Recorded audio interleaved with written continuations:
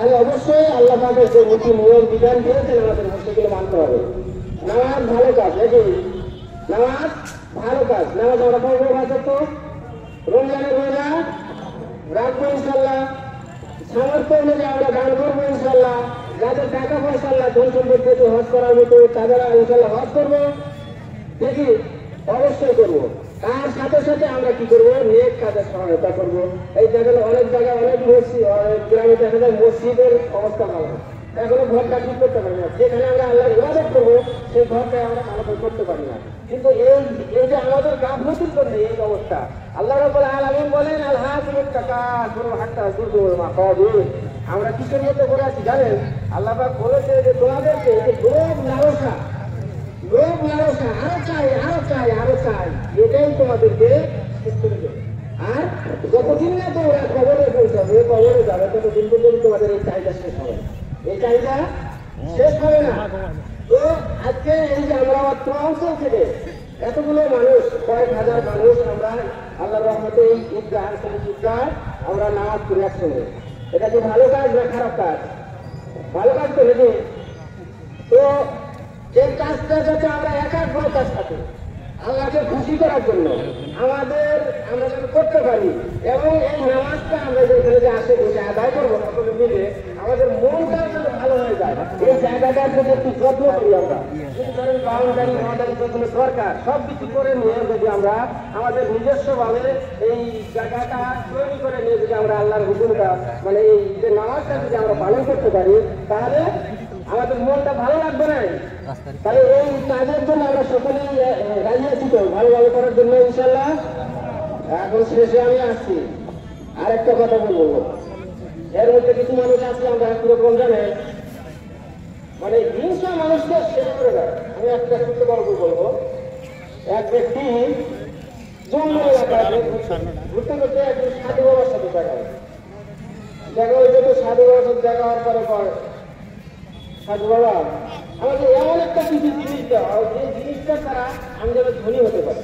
প্রচুর টাকা বসে গেল আমার, টাকা বসে গেলে হয় ঠিক আছে। একটা পাথর ছিল সাধু বাবার কাছে, সেই পাথরটা হাতে দিয়ে বলছে যে এই পাথরটা নিয়ে যা, তুই বালিশের নিচে রাখবি, রাত্রের বেলা সকালে ঘুম থেকে উঠে তুই যে নিয়ত করে এই পাথরটা সে বলবি যে আমার জন্য এত টাকা হয়, আমার জন্য এই হয় সেই হয়, যার তো তাই হবে। কিন্তু শর্ত একটা, তোর যদি তোর বালিশের নিচে যদি 50,000 টাকা থাকে, তোর পাশের যারা বাড়ি আছে, যে বাড়িগুলো আছে, ওদের ওই 1 লাখ টাকা থাকবে। তার মানে তোর যেটা থাকবে তার থেকে ডবল হবে বাড়িতে থাকবে। এই কথা আমি বলি, এবার তো আমি কি করবো যে আমি আমার জন্য নিবো, আমার 1 লাখ টাকা লাগবে, আর 2 লাখ টাকা পারবো, মানে আবার পাথরি দরকার নেই। আবার কয়েছে তাহলে যা, কারণ কয়েছে না, আবার মনে করে যে যাই টাকাগুলো তো অর্জন করি, দেখা যাবে পরে অগ্র বিষয় অন্য কিছু করা যাবে। তো সত্যি সত্যি পাথরটা নিয়ে গেছে, যাওয়ার পরে নিয়ে বউকে রাখছে যে এই পাথর তো তৈরি হয়, এটা নিয়ে কিন্তু ই করা যাবে না, কারণ পাওয়া যাবে না। গাড়িতে পাওয়ার পরে গাড়ি শুনে কি হবে না কিছু, যে আল্লাহ আমার এটাও 50,000 টাকা রেডি আছে, কারণ গাড়ি না চালায় এই ব্যক্তি গল্প করতে আমি ভুল আমার ব্যক্তিরা মানুষের নিচে 1 লাখ টাকা পাইছি, ওর খালি মনে হলে রাগ উঠতেছে, আমি কাম করতেছি, আমি তুই 1 লাখ টাকা পাইছি, হ্যাঁ রাগ উঠতেছে মনে মনে। আবার তারপরে আরেকটা জিনিস আছে, ও হচ্ছে ডবল। তো লাস্টে একদিন ও কাটতে নাই, আর বউ এখন বুঝতেছে যে আমাদের বাড়িটা যদি একদম বিল্ডিং হয়েছে, একতলা একদম 7তলা, তো ওই যে পাশের আশপাশের গুলো সব দিতে হয়, অনেক তালা ওপরে 2তলা, অতিটা ওটা বেড়ে গেছে।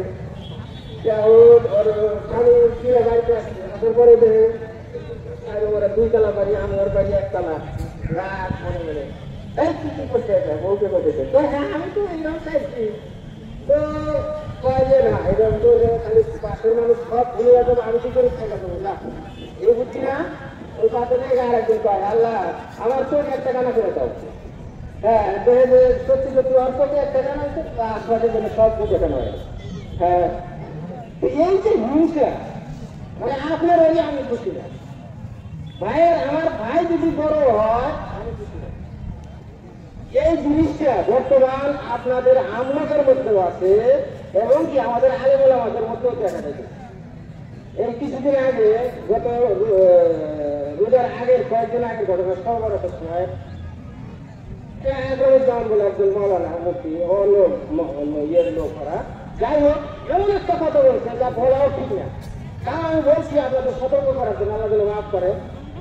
ডাইরেক্ট যে যারা সর্বরাতের রাতে ইবাদত করে ওর থেকে 150 টাকা যায় কথা বলে নাউজুবিল্লাহ জানি গত এই কয়েক মাসে আগের 1.5 মাস আগের কথা। তো ওদের কথা কি মানা যাবে? মানা যাবে? যাবে না। আজকে আমাদের মধ্যে অনেক মতভেদ হয়েছে, অনেক রকম কথা হয়েছে। আমরা সবকিছু জানেন না, আমি চাইও না আপনারা জানেন। সবার কথা সবাই বলছে কোরআন, আমি দলিল সবাই দিচ্ছে, কিন্তু কোনটা শুনলে আপনি ধরার ক্ষমতা নেই। আমারও তো হয়েছে, আমরা হয়তো কিছু জানি আসতে বলে কিছুটা জানি বুঝতে পারি, কিন্তু আমরা সবাই করবো সব ভুল রাস্তায় নিয়ে যাবে। অনেক মানুষের কথা সব বলবো এটা সই হাদিস, এটা আলাদা। আমি সই হাদিস একই বিষয় আমি আপনাদের বলি বুঝতে পারলাম। নাবির উপরে নাবির নিচে সব কটাই সই হাদিস।